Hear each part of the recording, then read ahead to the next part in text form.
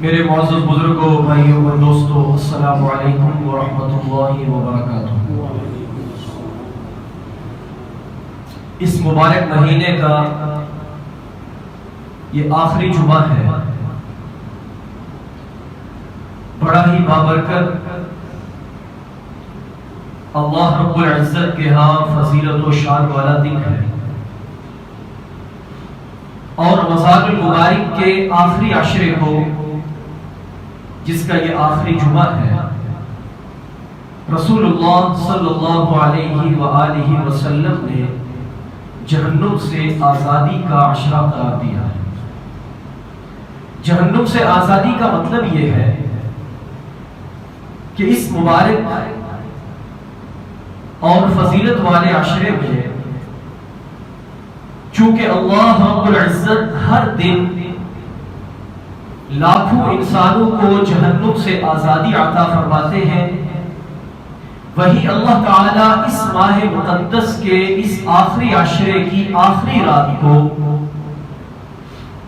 کروڑ ہا اور لا تعداد انسانوں کو جہنم سے آزادی کا پروانہ عطا کرتے ہیں۔ لہٰذا اے اہل ایمان، تم اس آخری عشرے میں خصوصیت کے ساتھ اللہ تعالیٰ سے جہنم کی آزادی کو مانگو۔ میں نے پہلے بھی عرض کیا کہ رسول اللہ صلی اللہ علیہ وآلہ وسلم نے اس مبارک مہینے میں 4 کاموں کی کثرت کا حکم دیا۔ فرمایا کہ لا الہ الا اللہ کی کثرت کرو، اللہ رب العزت سے اپنے گناہوں پر استغفار کی کثرت کرو، اور 2 کام ایسے ہیں کہ جن سے تمہیں چھٹکارا نہیں، یعنی وہ تو کرنا ہی، اور وہ ہے کہ اللہ رب العزت سے جنت کو مانگو اور جہنم کی پناہ مانگو۔ تو جہنم سے پناہ مانگنے کا حکم اس لیے دیا جا رہا ہے کہ یہ بہت خوفناک جگہ ہے، اور جو اللہ کے سرکش باغی ہیں، جو اللہ کے دین کے نافرمان ہیں، جو اللہ اور اس کے رسول صلی اللہ علیہ وآلہ وسلم کی تعلیمات اور طریقے پر زندگی نہیں گزار رہے، ان کی سزا کے لیے اللہ تعالی نے جہنم کو تیار کیا ہے، اور وہ کس قدر خوفناک ہے۔ اس مختصر وقت میں ایک حدیث عرض کرتا ہوں تاکہ ہمارے اندر اللہ کا خوف آئے، اللہ تعالیٰ کی کبریائی اور اس کی خشیت ہمارے دلوں میں آئے، اور اللہ رب العزت کا کوئی بھی حکم توڑنے سے پہلے، اس کے نبی کا کوئی بھی طریقہ چھوڑنے سے پہلے ہم 1000 بار سوچیں کہ ہمیں اس کا حساب پیش کرنا ہے۔ جبرائیل امین حاضر ہوئے، اللہ رب ذوالجلال نے جبرائیل کو حکم دیا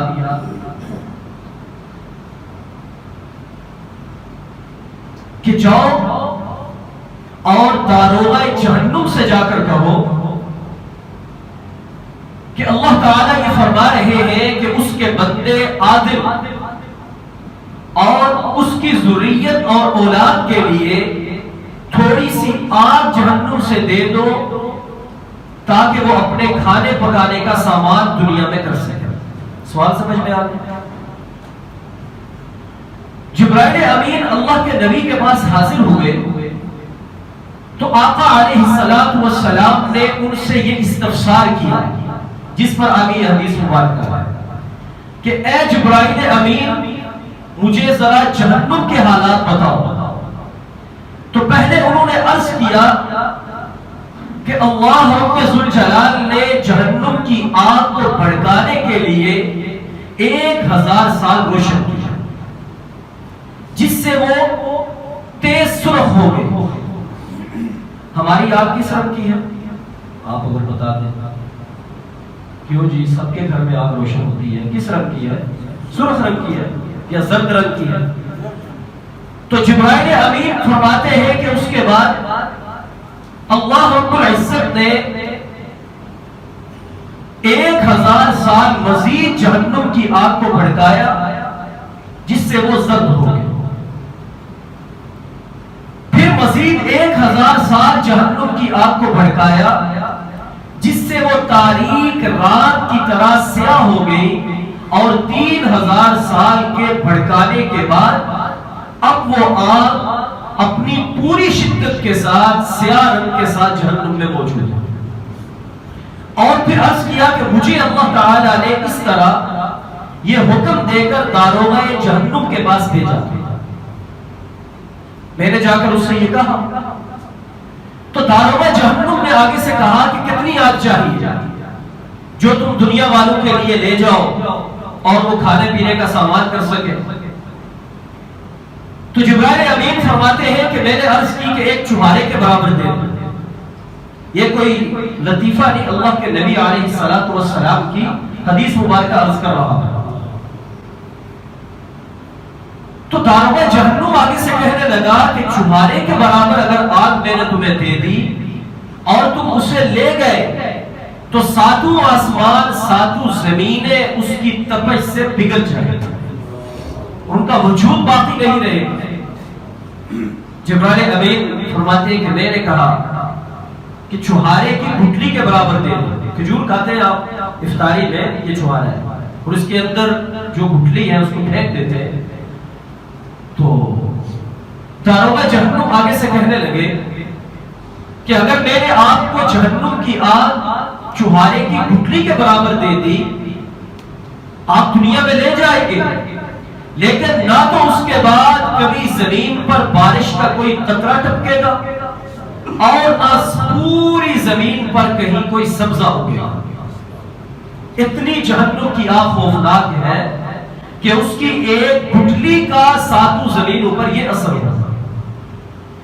جب جبرائیل امین فرماتے ہیں کہ میں نے اللہ تعالیٰ سے درخواست کی کہ باری تعالیٰ کتنی آگ لے کر جاؤ، تو اللہ تعالیٰ نے حکم دیا کہ ایک ذرے کے برابر لے جاؤ، چنے سے بھی کم مقدار. تو میں نے جا کر داروغہ جہنم سے کہا، اس نے جہنم کی آگ کا ذرہ نکالا اور اسے نہر کے اندر 70 مرتبہ غوطہ دیا، اور غوطہ دینے کے بعد میرے حوالے کیا. تو میں نے اسے آ کر دنیا کی سب سے بلند برفیلی چٹان کے اوپر رکھا، جس سے وہ چٹان پانی بن کر پگھل گئی، اور اس ذرے کا دھواں وہ لوہے کے اندر جذب ہو گیا، چٹانوں میں جذب ہو گیا، پہاڑوں کے اندر جذب ہو گیا، اور اس دھوئے کی تپش سے آج پوری دنیا آگ کی صورت میں استفادہ کر رہا ہے.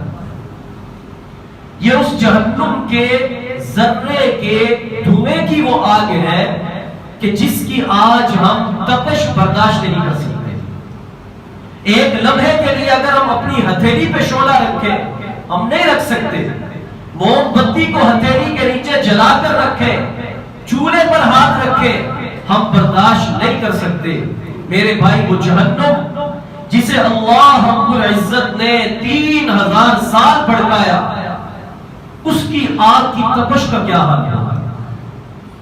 اسی لیے فرمایا کہ اس عشرے میں خصوصیت سے اللہ سے جہنم کی آزادی مانگو، کیونکہ یہ عشرہ جہنم کی آزادی والا عشرہ ہے. اور اس عشرے میں اللہ سبحانہ و تعالی لوگوں کو جہنم سے آزاد کرتے ہیں، اور کروڑوں اور تعداد میں آزاد کرتے ہیں. لہذا کہیں ہم اللہ رب العزت سے جہنم کی آزادی نہ مانگنے والوں میں ہو جائے اور بے پرواہ رہے، غافل رہے، اور یہ رمضان بھی اسی طرح گزر جائے. اور اس کی ہولناکی کا عالم یہ ہے، جبرائیل امین نے عرض کی کہ یا رسول اللہ، سب کہے سب کی آواز نہیں آتی، صلی اللہ علیہ وآلہ وسلم، پتہ ہے کہ جہنم کا سب سے کم ترین عذاب کس کو ہوگا؟ سب سے کم ترین عذاب کس کو ہوگا؟ سنتے جائے اور اللہ سے استغفار کرتے جائے. اللہ کے نبی علیہ السلام نے سر ہلایا تو جبرائیل امین نے فرمایا کہ اللہ سبحانہ و تعالی سب سے کم عذاب والا شخص جو ہوگا اس کو جہنم میں داخل نہیں کرے گا، بلکہ جہنم سے 2 آگ کے جوتے اس شخص کو پہنائے جائیں گے، لیکن یہ اتنے ہولناک ہوں گے کہ وہ آگ کے جوتے جب پاؤں میں پہنے گا تو اس کا سر ہڈیا کی طرح کھولے گا، جس طرح ہڈیا سے ابلنے کی آوازیں آتی ہیں اس طرح اس کا سر جہنم کی ہولناکی اور اس آگ کے خوفناک ہونے کی وجہ سے وہ اس کا سر کھولے گا، اس کی آنتڑیوں کے اندر آگ کے انگارے نظر آئیں گے، اس کی ٹانوں کے جبڑے وہ آگ کے شعلے بن جائیں گے اور اس کے ہونٹوں سے دھواں باہر نکلے گا۔ یہ اس شخص کا حال ہوگا جسے جہنم کا سب سے کم عذاب دیا جائے۔ کیا ہم برداشت کر سکتے ہیں؟ آج ہم بڑے ٹھیک انداز میں کہہ دیتے ہیں کہ جی دیکھی جائے گی، کیا اگر ہم جہنم کا یہ کم سے کم عذاب بھی اللہ نہ کرے کسی کو، اگر اسے یہ عذاب وہ آدمی اس کا مستحق بن جائے تو یہ بھی اس کی برداشت سے باہر ہے۔ تو جو انسان اپنے اعمال کی بدولت جہنم کے اندر گر جائے تو اس کا حشر کیا ہوگا، اس کی خوفناکیت اور اس کی سزا کی ہولناکی کیا ہوگی، میرے بھائیوں ان احادیث سے ہم اندازہ لگا سکتے ہیں۔ اس لیے نبی کریم صلی اللہ علیہ وآلہ وسلم نے ہمیں اس جہنم سے پناہ مانگنے کا حکم دیا، اور اللہ تعالیٰ نے اس آخری عشرے کو خصوصیت کے ساتھ جہنم سے آزادی والا عشرہ بنایا، اور آج اس عشرے کا آخری جمعہ ہے بلکہ آخری دن ہے، اور پھر یہ عشرہ بھی ختم ہو جائے۔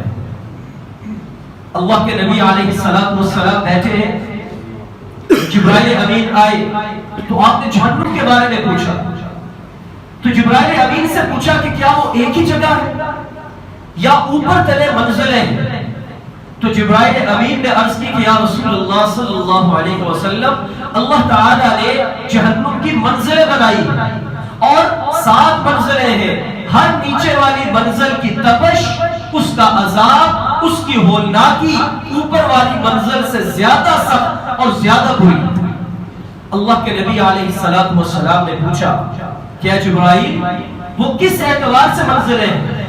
تو جبرائیل امین نے عرض کی کہ یا رسول اللہ صلی اللہ علیہ وسلم، جہنم کے سب سے نچلے طبقے کے اندر، یعنی سب سے پہلی منزل کے اندر جن لوگوں کو ڈالا جائے گا وہ اللہ کی فہرست میں وہ لوگ ہوں گے جنہیں منافقین کہا جاتا ہے، اور یہ قرآن میں مینشن ہے، ان المنافقین فی الدرک الاسفل من النار وَلَن تَجِدَ لَهُمْ نَصِيرًا۔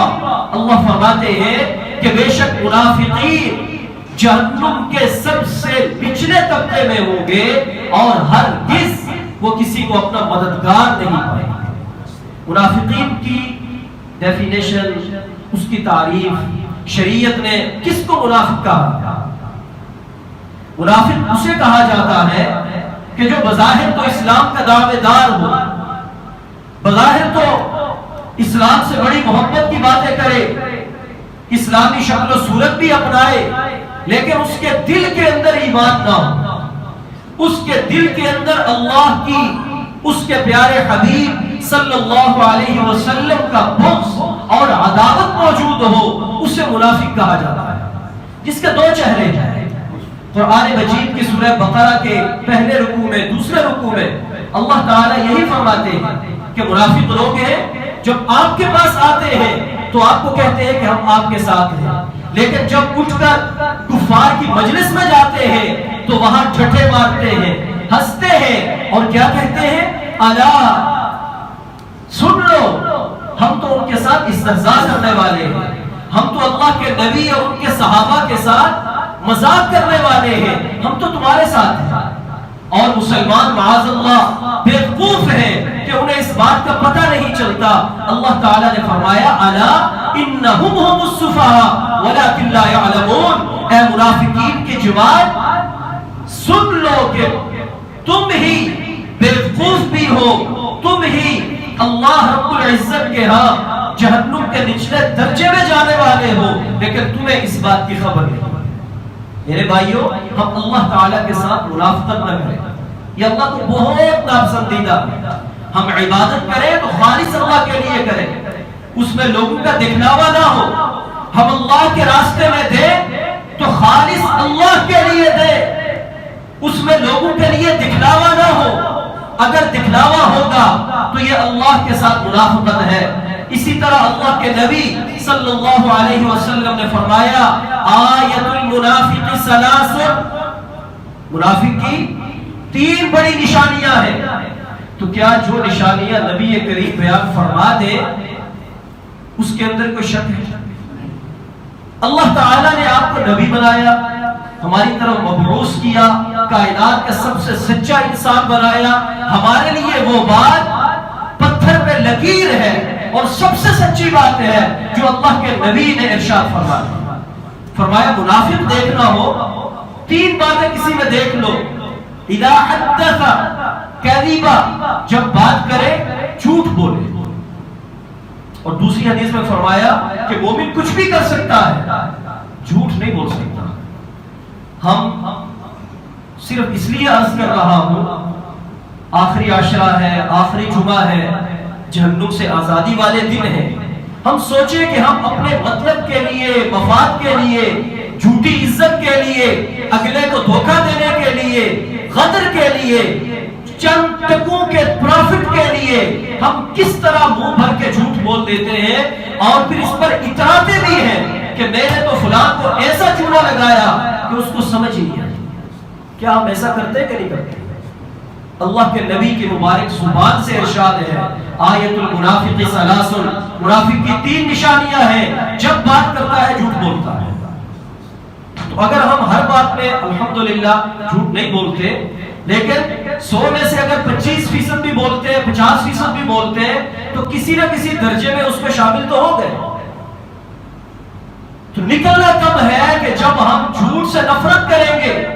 اور اللہ نے قرآن میں جو کہا کہ الا لعنۃ اللہ علی الکاذبین, جھوٹوں پر اللہ کی لعنت ہے. جب ہم اپنے جھوٹ بولنے پر اپنے آپ کو ملعون سمجھیں گے, جب ہم جھوٹ بولنے پر اپنے آپ کو منافق ڈکلیئر کریں گے کہ میں تو منافقین کی صف میں آ گیا, یہ جب ندامت آئے گی پھر ہمارے اندر توبہ پیدا ہوگی اور اللہ تعالیٰ اس کی نفرت ہمارے دل میں بٹھائے گا.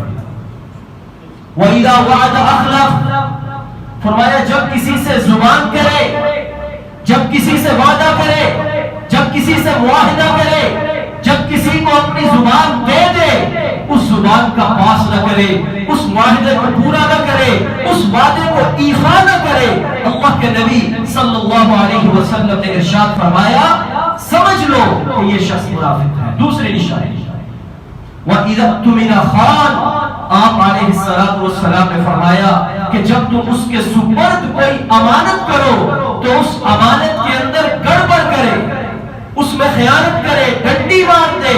آپ علیہ السلام نے فرمایا یہ منافق کی تیسری نشانی ہے. میرے بھائیو ایک بات عرض کرتا چلو, امانت کی بات آئی, میری بھی آپ کی بھی زندگی یہ کس کی امانت ہے؟ بلند آواز سے کہے, روزہ میں نے بھی رکھا ہے, آپ تھوڑا سا بول لیں آپ بھی, کس کی امانت ہے؟ اللہ کی.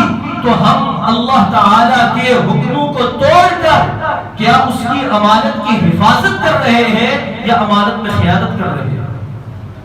جب اللہ 5 وقت کے لیے ہمیں جھنجھوڑتا ہے, ہمیں بلاتا ہے حی علی الصلاح حی علی الفلاح, آ جاؤ میرے در پہ کامیابی لینے کے لیے, اور ہم دکان چھوڑنا مشکل ہو جاتا ہے, گھر چھوڑنا مشکل ہو جاتا ہے, دوستوں کی محفل سے اٹھنا ہمیں مشکل لگنے لگتا ہے, کاروبار کے اندر, زمینداری کے اندر مشغول ہونا, ٹی وی پہ بیٹھ کے فضول فحش اور بے حیائی کو دیکھنا اور جھوٹ سننا وہ ہمیں آسان اور اللہ کے در پہ آنا مشکل لگتا ہے. بتائیں اس کی امانت میں ہم خیانت کر رہے ہوتے یا نہیں کر رہے؟ تو پھر کس کے اندر شمار ہو گیا ہوگا؟ اتنا اللہ نے ہمیں شعور دیا ہے, اتنا ہم بے شعور نہ بنے, اتنا دماغ کو ہم موٹا نہ کریں کہ ہمیں بات سمجھ نہیں آ رہی. ہمیں ہر بات سمجھ آتی ہے لیکن شیطنت کا غلبہ ہے, نفس ہمارے اوپر غالب آ چکا ہے.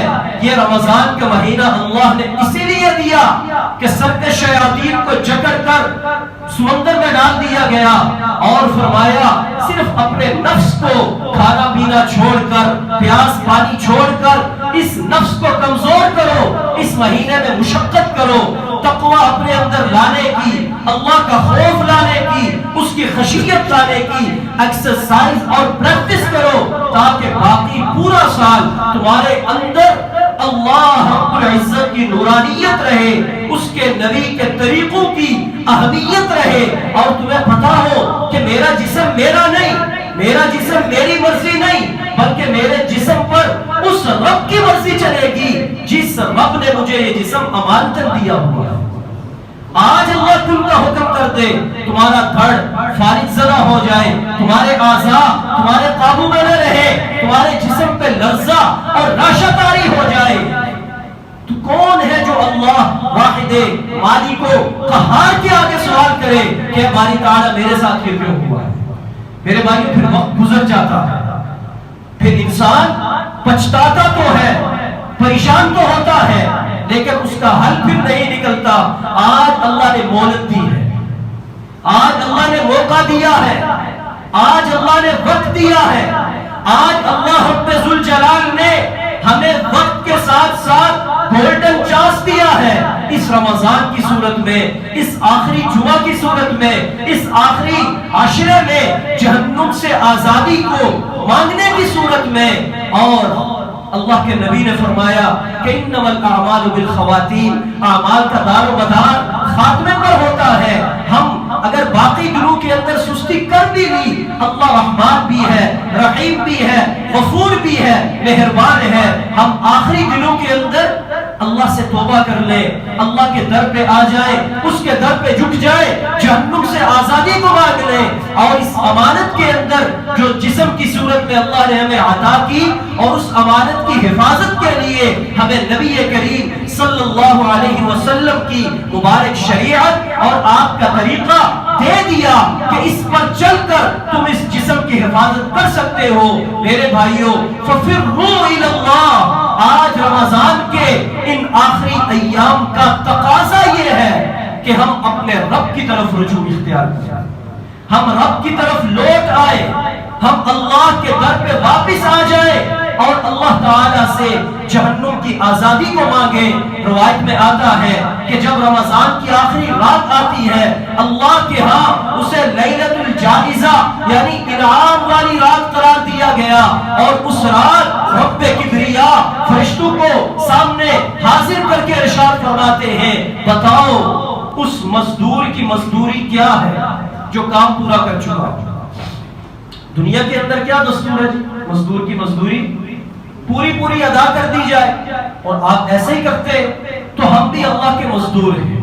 ہم نے پورا مہینہ اس کے کہنے کے مطابق روزہ بھی رکھا، تراویح بھی پڑھی، عبادات بھی کی۔ اللہ رب العزت فرشتوں سے جب یہ فرمائیں گے، فرشتے کہیں گے کہ اس کا بدلہ یہ ہے کہ اس کو پوری اجرت دے دی جائے، اللہ تعالیٰ قسم اٹھائیں گے، اے فرشتوں میرے جلال کی قسم، میرے کبریائی کی قسم، میرے علو مکان کی قسم اور میری شان کی قسم، آج میں تمہیں دعا بلا کر کہتا ہوں کہ جو بھی میرا بندہ اس نے روزے رکھے، اس نے قیام اللیل کیا، اس نے میری مزدوری کو پورا حق ادا کر دیا، آج تمہیں دعا بلا کر کہتا ہوں کہ آج کی رات میں ان سب کی ہی مغفرت فرما دوں، ان سب کو ہی معاف کر دوں گا، ان سب پر اپنی رحمت کاملہ اتار دوں گا، سوائے 4 اشخاص کی۔ دل پہ ہاتھ رکھ کے سنیے گا، پہلے بھی عرض کیا، کچھ لوگوں نے شاید نہ سنا ہو، بھول چکے ہوں، پھر عرض کر رہا ہوں، اللہ تعالیٰ فرمائیں گے کہ ان کا کیس ابھی لگا رہے گا، ان کا کیس پینڈنگ ہو گیا، ان کو معافی نہیں ملے گی جب تک کہ وہ اللہ کے در پہ آ کر آنسو نہ بہائے جو اللہ کو سب سے پسندیدہ چیز ہے، اور اس کے در پہ توبہ نہ کرے، ان کو معاف نہیں کروں گا۔ فرمایا جو مستقل شراب نوشی کرنے والا شخص ہو، جو والدین کا نافرمان ہو، جو اپنے قریبی رشتہ داروں کے ساتھ ناتا رشتہ توڑنے والا ہو، اور جو دل کے اندر دوسرے مسلمان کے لیے بغض کینہ اور عداوت رکھنے والا ہو کہ سامنے تو بڑا مسکرا کے ملتے ہیں، سامنے تو بہت اچھے انداز سے خندہ پیشانی کا اظہار کرتے ہیں، لیکن اس کی پیٹھ پیچھے اس کو نقصان پہنچانے کے لیے اس کے در پہ لگے رہتے ہیں کہ کسی طرح اس کی ٹانگ کھینچ کر اسے ذلیل کر دیں، اس کی عزت کو اچھالیں۔ اللہ کے نبی صلی اللہ علیہ وسلم نے فرمایا المؤمن غر کریم، بتاؤ مومن کون ہوتا ہے؟ مومن بھولا بالا ہوتا ہے، مومن مہربان ہوتا ہے، مومن صاف دل ہوتا ہے، مومن صاف نیت ہوتا ہے، جو لا الہ الا اللہ محمد رسول اللہ پڑھے پھر اس کے اندر یہ صفات آتی ہے، اس کا جیسا چہرہ ویسا اس کا دل، جیسا اس کا دل چہرہ اس کا ترجمان ہوتا ہے، جو وہ زبان سے بولتا ہے وہی اس کے دل میں ہوتا ہے۔ میرے بھائیوں، میں وہ حدیث سنا رہا تھا کہ سب سے نچلے درجے کے اندر اللہ نے یہودیوں کو نہیں ڈالنا، عیسائیوں کو نہیں ڈالنا، ہندوؤں کو نہیں ڈالنا، مشرکوں کو نہیں ڈالنا، جو کہ سب سے بڑے گناہ ہیں۔ اللہ فرماتے ہیں کہ منافقت میرے ہاں اتنا بڑا جرم عظیم ہے کہ سب سے نچلے گرم ترین شدید ترین طبقے کے اندر میں جن لوگوں کو ڈالوں گا ان کو ڈالوں گا جو منافق ہوں گے۔ تو اس لیے ہم خصوصیت کے ساتھ اس ماہ مقدس میں توبہ کریں۔ میرے بھائیوں، کتنے لوگ آج قبر کے اندر ہیں یا مسجد میں نہیں بیٹھے ہوئے؟ ہم نے کون سا اللہ سے الاٹ کروایا ہوا کہ ہم نے 100 سال اور رہنا؟ اللہ تعالیٰ کے دائرے اختیار میں ہمارے سانسوں کا چلنا بند ہونا ہے، نہ معلوم کب بند ہو۔ اس سے پہلے اپنے دل اور اپنے جسم کو اور چہرے کو ایک جیسا کرو، اس منافقت کو ختم کرو۔ اللہ کے نبی علیہ السلام سے جبرائیل نے فرمایا کہ دوسرے درجے کے اندر اللہ مشرکین کو ڈالیں گے، تیسرے درجے کے اندر اللہ سائبین ایک فرقہ گزرا ہے اس کو ڈالیں گے، چوتھے درجے کے اندر اللہ رب العزت یہودیوں کو ڈالیں گے، پانچویں درجے کے اندر اللہ تعالیٰ مجوسیوں کو ڈالیں گے، چھٹے درجے کے اندر اللہ عیسائیوں کو ڈالیں گے۔ یہاں کہہ کر جبرائیل امین خاموش ہو گئے۔ اللہ کے نبی نے پوچھا جبرائیل بولو ساتواں درجہ کس کا ہے؟ آپ خاموش۔ آپ نے پھر فرمایا کہ جبرائیل امین نے عرض کیا رسول اللہ اس لیے نہیں بول رہا کہ آپ کا دل تنگ ہو جائے گا، آپ اپنی امت سے بڑی محبت اور بڑی شفقت کرتے ہیں، آپ تو اپنی امت کے لیے ہر وقت غم زدہ رہتے ہیں، آپ کا سینہ امت کے غم میں ہنڈیا کی طرح دھڑکنا ہوتا ہے کہ اللہ میری امت پہ رحم کرنا۔ یا رسول اللہ 7ویں درجے کے اندر آپ کی امت کے گنہگار لوگوں کو ڈالا جائے۔ ہمارے کان میں تو جو تک نہیں رہیں گی یہ بات سن کر، جبکہ ہمیں لرز جانا چاہیے۔ ہمارے نبی علیہ السلام کی حالت کیا ہوئی جب یہ بات سنی؟ روایت میں آتا ہے ہمارے ساتھ، میرے تیرے ساتھ میرے نبی کی محبت کا یہ عالم ہے کہ یہ بات سننے کے بعد آپ غش کھا کے زمین پہ گرے اور بے ہوش ہو کہ میری امت کو اللہ تعالیٰ جہنم کے 7ویں درجے میں ڈالے گا۔ آپ ساروں قطار رونے لگے ہوش میں آنے کے بعد، لمبا سجدہ کیا، 3 دن گزر گئے، آپ گھر سے باہر نہیں آ رہے، صحابہ پریشان ہیں، سب پر عجیب عالم ہے۔ ابو بکر دروازے پہ آتے ہیں، اجازت نہیں ملتی، عمر آتے ہیں، اجازت نہیں ملتی، حتیٰ کہ کسی نے کہا کہ آپ کی سب سے زیادہ محبت اپنی بیٹی فاطمہ کے ساتھ ہے، ان کو بھیجو۔ وہ آئی، اللہ کے نبی سے اجازت چاہی، آپ نے اندر آنے کی اجازت دی، پوچھا کیا بات ہے؟ اللہ کے نبی علیہ السلام نے فرمایا کہ اے فاطمہ 3 دن سے سجدے کے اندر ہوں، کس لیے؟ آپ تو جنت کے مالک ہیں، آپ کی تو شفاعت ہوگی، آپ کے لیے تو اللہ نے زمین و آسمان کو پیدا فرمایا، آپ کے اعزاز کے لیے یہ سب کچھ سنوارا گیا، سجایا گیا، پھر آپ اتنے پریشان، آپ کی اولادوں کو جنت کی سرداریاں مل گئی، آپ کی بیٹیوں کو جنت کی عورتوں کی سرداریاں مل گئی، پریشانی کیا ہے؟ میرے بھائی، میرے اور آپ کے لیے پریشانی، میرے اور آپ کے لیے غم ہے کہ میری امت جہنم میں چلی جائے۔ تو اللہ تعالیٰ نے اے فاطمہ آج 3 دن کے بعد میری دعا کو قبول کیا ہے اور فرمایا ہے کہ آپ کی امت کا جو بھی بندہ مرنے سے جب بھی پہلے آ کر میرے در پہ توبہ کے ساتھ 2 ندامت کے آنسو گا میں رب کریم اس کے تمام گناہوں کو معاف کر دوں گا۔ میرے بھائیو، کمی صرف اب یہ ہے کہ ہم نہیں آتے، ہم اللہ کے در پہ نہیں آتے، اس کے در پہ نہیں جھکتے، ہم اللہ کے سامنے آنسو نہیں بہاتے۔ خدا را اس سے پہلے کہ غرغرہ آ جائے، وہ کیفیت آ جائے کہ پھر توبہ قبول نہ ہو، اللہ کے در پہ آ جاؤ۔ آخری ایام ہے رمضان کے، جمعۃ الوداع ہے، مبارک دن ہے، جہنم سے آزادی کا اعلان ہو رہا ہے۔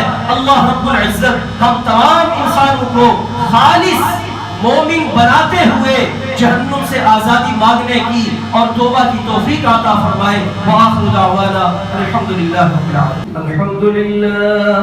الحمدللہ رب العالمین، والصلاة والسلام على سيد المرسلين وإمام المتقين وخاتم النبيين وعلى آله الطيبين والطاهرين وأصحابه أجمعين.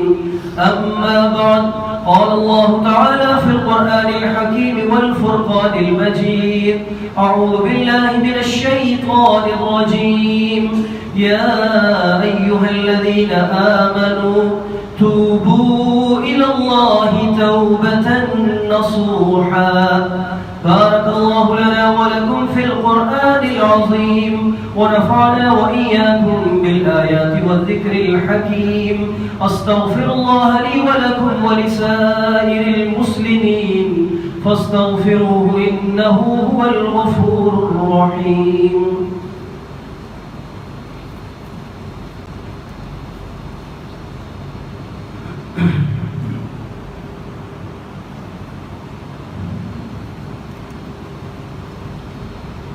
الحمد لله نحمده ونستعينه ونستغفره ونؤمن به ونتوكل عليه، ونعوذ بالله من شرور أنفسنا ومن سيئات أعمالنا. من يهده الله فلا مضل له ومن يضلله فلا هادي له، ونشهد أن لا إله إلا الله وحده لا شريك له، ونشهد أن سيدنا وسندنا ونبينا وشفيعنا ومولانا وآقانا محمدا عبده ورسوله، صلى الله تعالى عليه وعلى آله وأصحابه وبارك وسلم تسليما كثيرا كثيرا. أما بعد، أعوذ بالله من الشيطان الرجيم. إن الله وملائكته يصلون على النبي، يا أيها الذين آمنوا صلوا عليه وسلموا تسليما.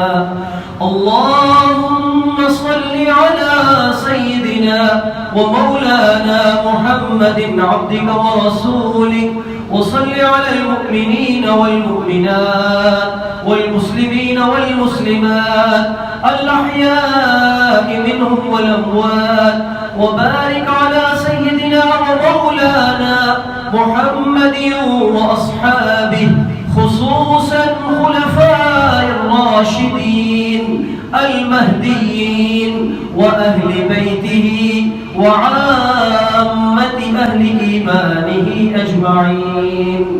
اللهم انصر الإسلام والمسلمين، اللهم اخذل الكفرة واليهود والهنود والنصارى والمشركين. اللهم إنك عفو كريم تحب العفو فاعف عنا يا أرحم الراحمين. إن الله يأمر بالعدل والإحسان وإيتاء ذي القربى وينهى عن الفحشاء والمنكر والبغي يعظكم لعلكم تذكرون. اذكروا الله تعالى يذكركم وادعوه يستجب لكم، ولذكر الله تعالى أعلى وأولى وأعز وأجل وأتم وأعظم وأكبر. ولا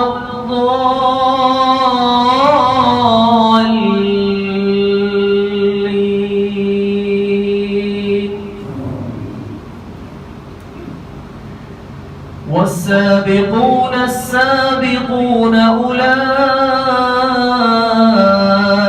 المقربون.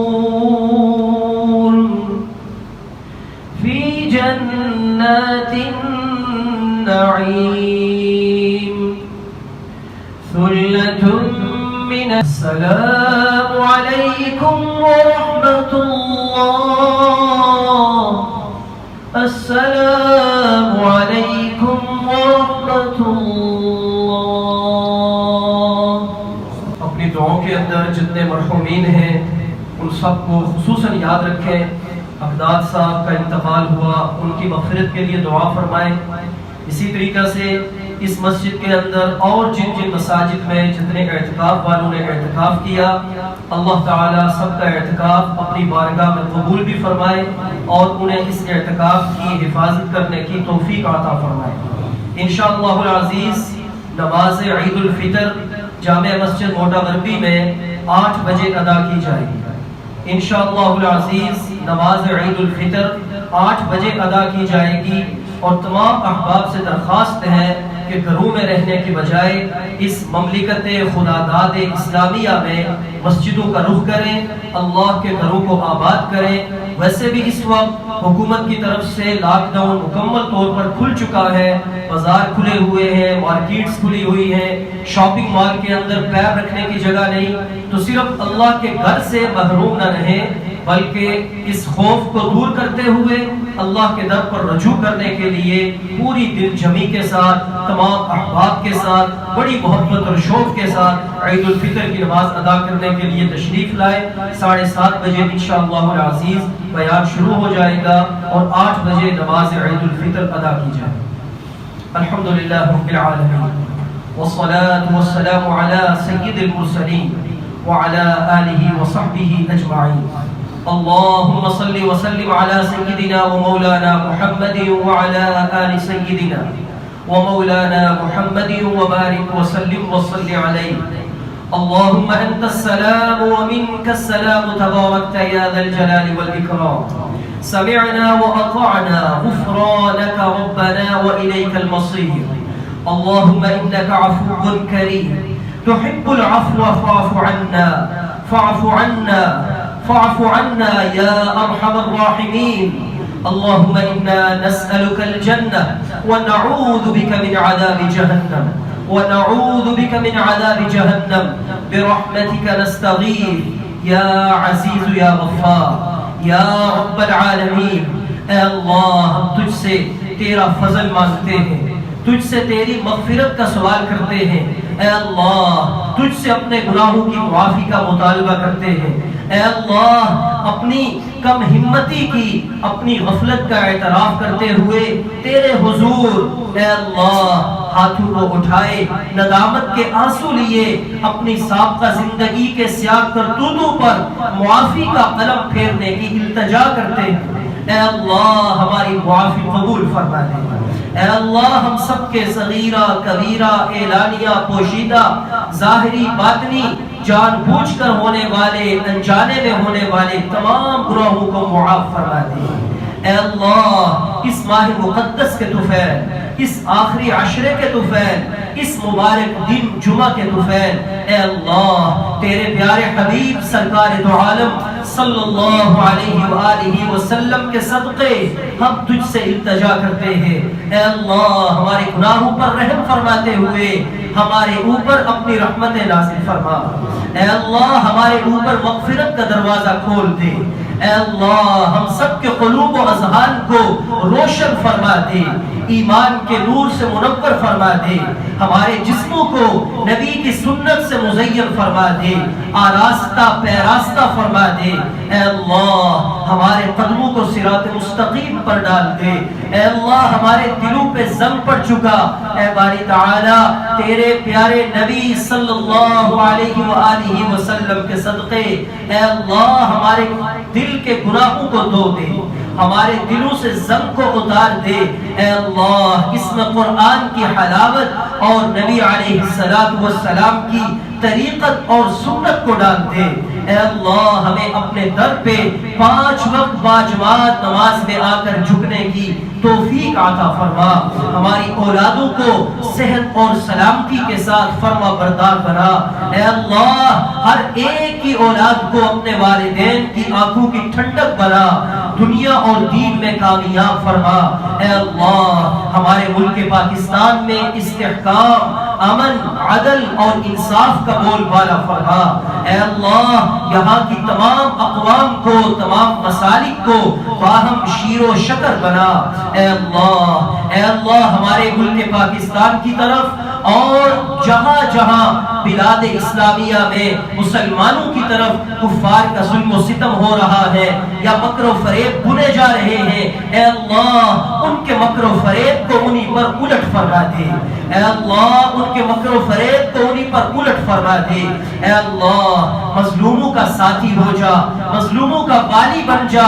اے اللہ ظالم کو ہدایت عطا فرما، اگر ہدایت ان کے مقدر میں نہیں تو انہیں تباہ و برباد فرما دے۔ اے اللہ ہم سب کی دعاؤں کو قبول فرما، ہم سب کے ارادوں کو، ہم سب کی مرادوں کو، ہم سب کے مقاصد کو پائے تکمیل تک پہنچانے میں کلیتاً ہم سب کی مدد فرما۔ اے اللہ پریشان حال لوگوں کی پریشانی دور فرما، جو قرضوں میں ڈوبے ہیں اے اللہ اپنے غیب کے خزانوں سے ان کے قرضے ادا فرما۔ اے اللہ جو جس پریشانی کا شکار ہے تیرے سامنے ہاتھ اٹھے ہیں، اے اللہ اس کے ہاتھوں سے اس پریشانی کو لیتے ہوئے دور فرما دے۔ اے اللہ اس کے ہاتھوں کو اطمینان اور سکون کی دولت سے بھر دے۔ اے اللہ ہم سب کی دعاؤں کو قبول فرما۔ جتنے اہل ایمان دنیا سے جا چکے اس موٹا غربی کی بستی کے اور جہاں جہاں اے اللہ حقدار صافوت ہوئے اور جو اس دنیا سے جا چکا سب کی مغفرت فرما، سب کے والدین مرحومین کی مغفرت فرما۔ اے اللہ تمام بیماروں کو شفاء کاملہ عاجلہ مستمرہ عطا فرما۔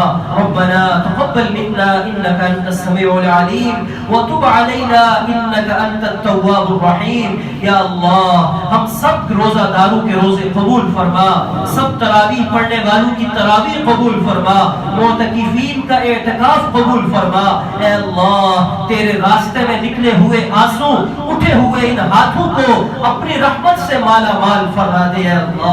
اے اللہ جب تک زندہ رہے اسلام پہ زندہ رکھنا، جب موت آئے خاتمہ ایمان پہ کرنا، زبان پہ جاری کرنا لا الہ الا اللہ محمد رسول اللہ صلی اللہ تعالی علی خیر خلقہ محمد وعلی آلہ واصحابہ اجمعین بجاہ النبی الکریم برحمتک یا ارحم الراحمین۔